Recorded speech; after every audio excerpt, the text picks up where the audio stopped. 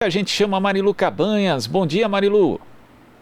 Olá, Glauco, bom dia para quem está acompanhando aqui o Jornal Brasil Atual e vamos falar agora sobre o projeto do governo Bolsonaro de privatizar a Caixa Econômica Federal. A gente está aqui conosco com o Dionísio Reis, que é dirigente da Federação das Associações de Pessoal dos Empregados da Caixa, FENAI, e do Sindicato dos Bancários de São Paulo, Osasco e região. Olá, Dionísio, bom dia, prazer em recebê-lo.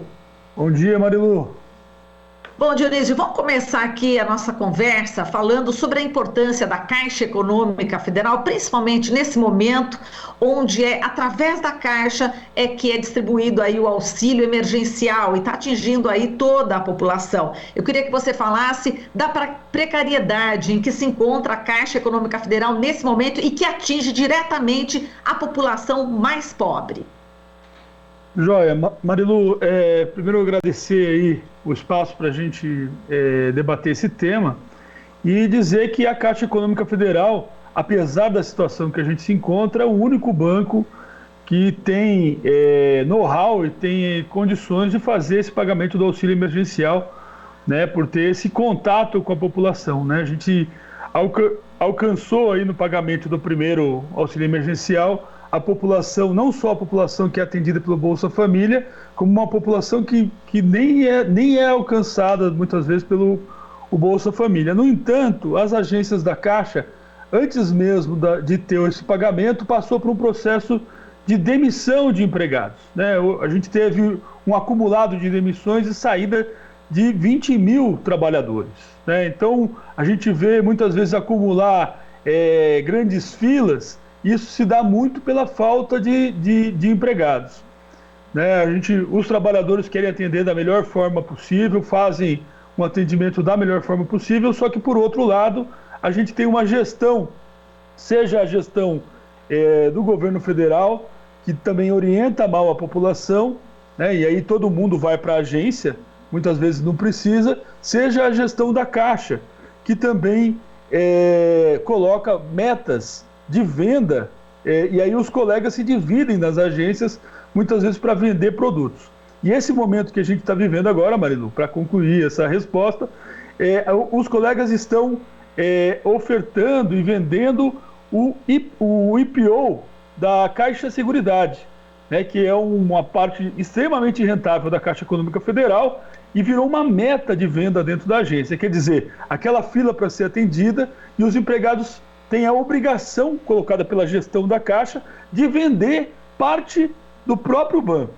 É algo, vamos dizer assim, um requinte de sadismo dessa gestão.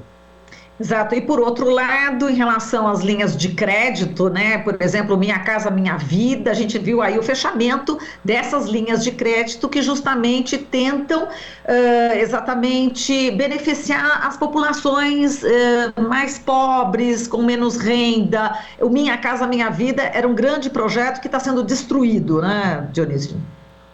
Exatamente, Marilu. Eu acho que quando você fala do Minha Casa Minha Vida, é bom a gente lembrar que desde 2018 a gente não tem mais aquele feirão da casa própria, né? Que era uma coisa que as pessoas... Era uma grande esperança, né? E também uma grande campanha de marketing, né?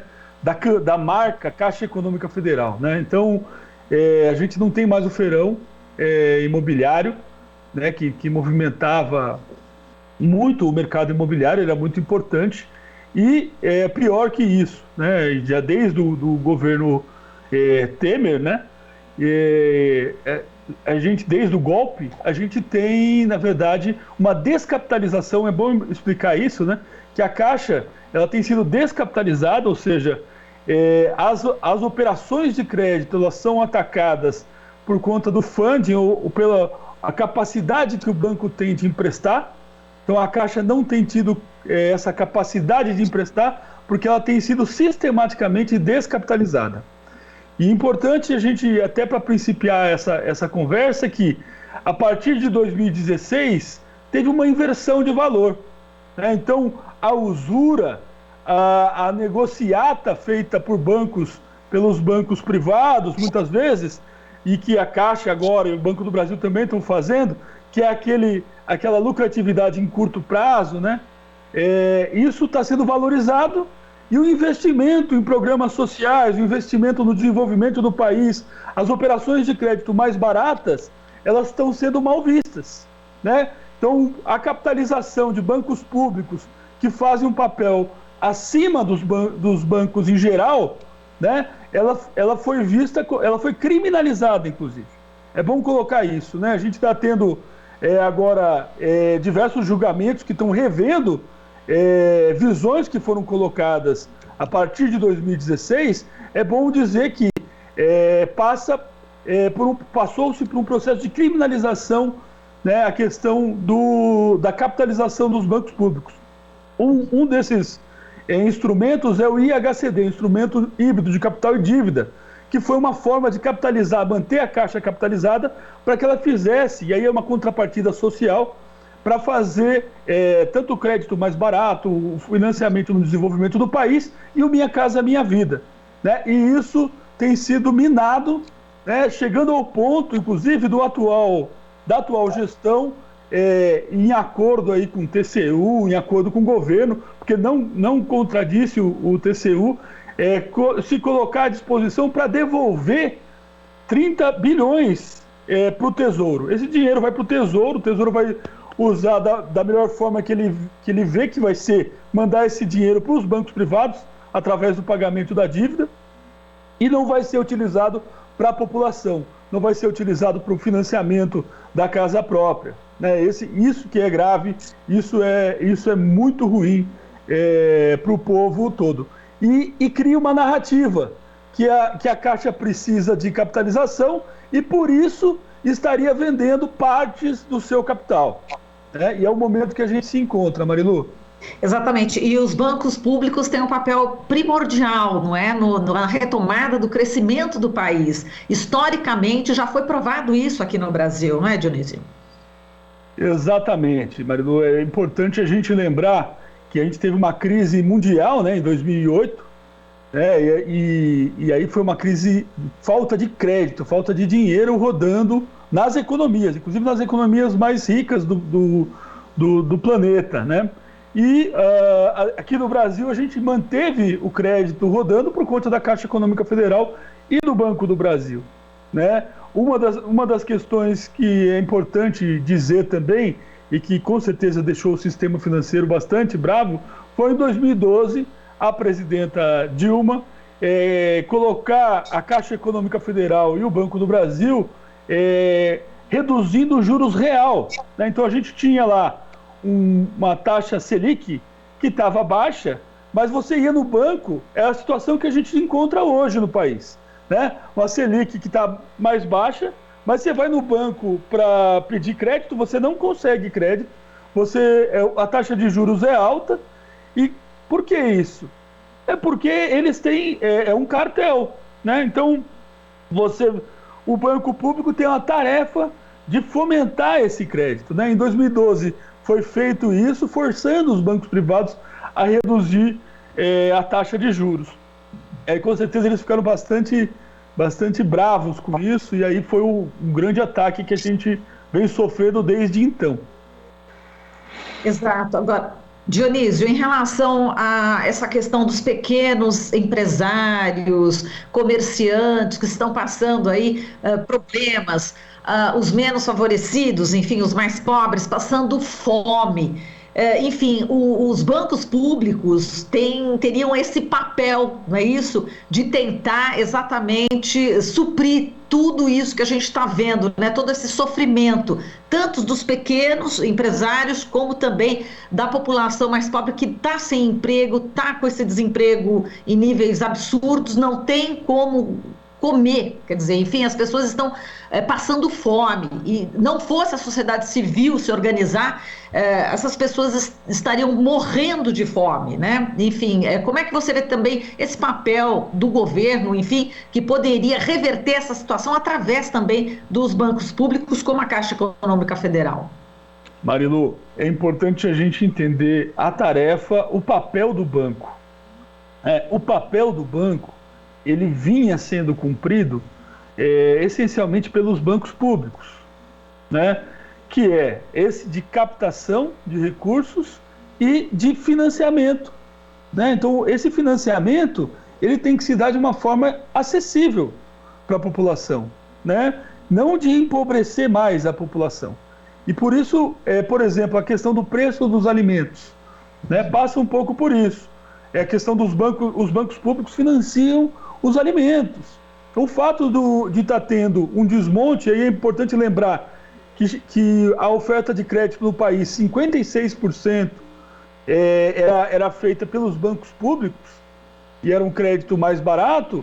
Hoje já mudou essa balança, né? A maior parte do crédito está vindo dos bancos privados. E o crédito dos bancos públicos ele está mais caro, por essa lógica de descapitalização dos bancos públicos. Ele se dá no BNDES, que está totalmente descapitalizado, se dá no Banco do Brasil e na Caixa Econômica Federal, que está sofrendo, que deve ser, se esse plano desse governo der certo, vai ser desmantelada. Se a gente tiver que ter uma Caixa Econômica Federal, que é o único banco que pode fazer esse pagamento do auxílio emergencial mais para frente, a gente não vai ter mais a Caixa com essa estrutura que ela tem, né? Porque o projeto que está colocado é vender as partes mais lucrativas, e formar um banco SA e passar todas as operações da Caixa para esse banco, né? Então, a população, e aí os pequenos empresários, a população em geral está sentindo o impacto dos altos preços, que também é por conta do crédito mais caro, né?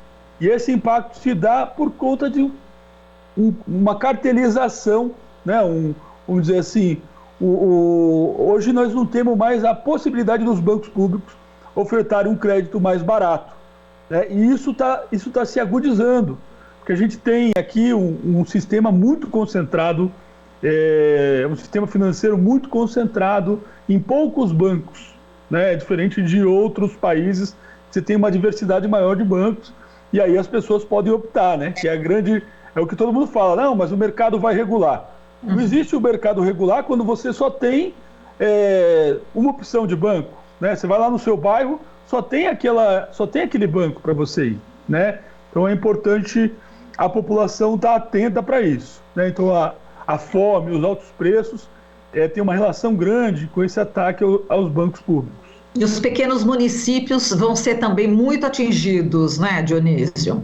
Exatamente. Hoje, os bancos que chegam, tanto nos bairros, pensando aqui nas grandes metrópoles, né, como São Paulo, Rio de Janeiro, né, tanto nos bairros mais distantes, quanto nas cidades do interior, nas cidades menores, os bancos que chegam nesses locais são os bancos públicos, né? No caso da Caixa Econômica Federal, com as agências e também com as agências lotéricas, né? Então, chegam em todos os municípios praticamente do país. E aí as pessoas têm acesso tanto à questão dos benefícios dos programas, quanto ao serviço de banco, né? Porque a gente, às vezes o serviço de banco, as pessoas desconsideram isso, mas é fundamental o serviço de banco, né? As pessoas já estão empobrecidas por conta da falta de emprego e renda. Aí a comida é mais cara. E aí você tem que pegar um ônibus ou um metrô, e é a população mais pobre, para chegar até um banco, para você fazer o pagamento de uma conta de água, de luz, né? Aí isso piora muito a situação da população. Uma das grandes resistências que tem sido feita é impedir o fechamento de agências na periferia. Isso a gente vem fazendo desde de 2017, né, e tem conseguido algum êxito aí. Agora, Dionísio, enquanto isso, o presidente da Caixa Econômica Federal, Pedro Guimarães, fica tomando aí leite condensado com o presidente da República, patética, né? E ele que também já fez, né, é responsável também pela privatização aí de vários bancos. A gente lembra aí do Banestado, do Banespa, Banerj, enfim, a precarização, o desmonte total, não é isso? Marilu, você tem acesso à informação privilegiada. Eu não sei se é condensado, aí é você que está dizendo. Mas realmente é algo que a gente que é assombroso, né? Então, os empregados da Caixa, os bancários, estão no front fazendo esses pagamentos do auxílio emergencial. Com muita tristeza que eu venho colocar aqui que já são mais de 45 empregados, trabalhadores da Caixa que faleceram por conta da Covid-19, sem falar de outros maus, que eu não vou entrar no assunto aqui, porque senão daria outra entrevista. Nós fizemos um grande combate, né, e por conta do Comando Nacional, a Contraf, o sindicato, a gente conseguiu um aumento da proteção para esses trabalhadores, mas a gestão da Caixa, o seu Pedro Guimarães, que tem essa proximidade com o presidente da República, não conseguiu avanço nenhum, e isso para a gente é muito ruim, né? Como é que pode não ter tido avanço para esses trabalhadores que são tão essenciais, né? E o que a gente, ele tomando leite ou leite condensado, seja lá o leite que ele está tomando, o que é bastante ruim para a gente é que as conversas ali passam só pelas ordens do seu Paulo, né? O Paulo e o Pedro, né? As ordens do seu Paulo Guedes para os dois, que é a privatização dos bancos, né? A privatização da Caixa Econômica Federal, né? O requinte de crueldade que está sendo feito agora realmente ele colocar como uma meta para todas as agências da Caixa, está sendo colocada de uma forma ameaçadora. Nós já impedimos a ameaça de tirar a renda dos trabalhadores, né, a função que ele tinha por conta dessa venda, né, com grandes ameaças que o pessoal tem sofrido, para vender e os empregados mesmo comprarem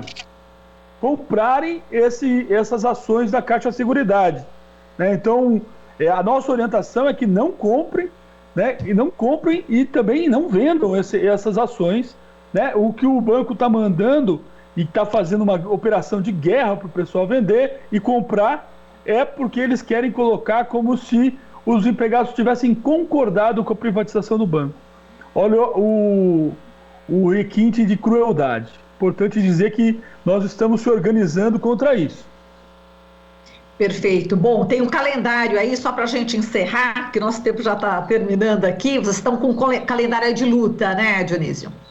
Sim, nossa Comissão Executiva dos Empregados, Comando Nacional, atento, discutindo esse tema, né? Tantas questões de condições de trabalho, retirada de direito dos trabalhadores. Pensa uma coisa, Marilu, a gente teve os empregados com essa tensão toda no país, fazendo esse pagamento do auxílio emergencial, a gente teve um ataque agora de não pagamento de parte da nossa PLR por essa gestão. Então, é um desrespeito com os trabalhadores muito grande, né? Muito grande. Então, a gente está fazendo uma discussão pelas contratações, né? Então tem que ter contratações imediatas, né? Então a gente tem um concurso que está colocado aí, tem essa questão da venda das partes mais lucrativas da Caixa, que está começando com a Seguridade, mas que eles têm planejado uma sequência, então a gente tem que barrar ela logo. Na semana que vem, já em todo o país vão ocorrer plenárias e assembleia. Aqui em São Paulo, nossa plenária vai ser estadual, dia 20, e assembleia, dia 22.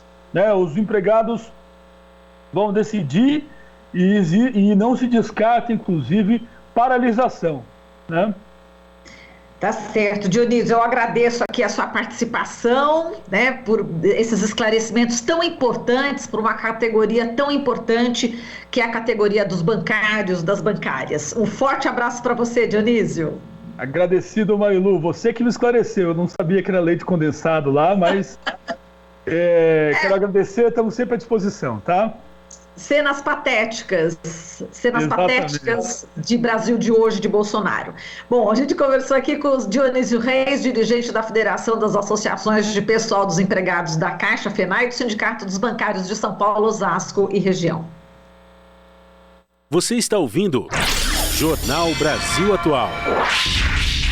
As notícias que os outros não dão.